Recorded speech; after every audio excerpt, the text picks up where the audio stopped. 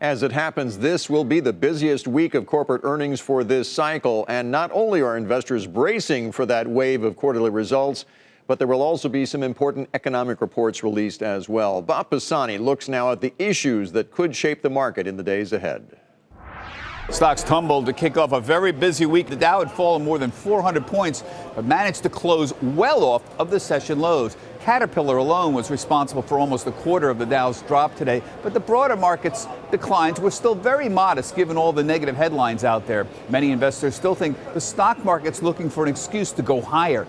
We're right in the thick of earnings season now, and the market's telling us that three issues really matter. First, the Federal Reserve meets tomorrow for the first time this year. The question is, how passive or dovish will the Fed and other central bankers be when it comes to keeping interest rates near rock bottom levels? That's number one. Second, the U.S. will meet with the high-level trade delegation from China this week.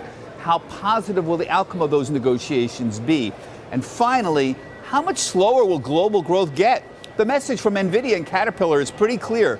Earnings are still too optimistic in the face of weaker global growth, particularly in China, and earnings estimates for 2019 need to come down more. That's the message. This is important because the big debate is over whether we'll see an earnings recession this year. That would be 2 straight quarters of negative earnings growth in the S&P 500. First quarter earnings growth is now down to below 2%, and the second quarter earnings are looking only a little bit better so far. Big debate right now. For Nightly Business Report, I'm Bob Pisani at the New York Stock Exchange.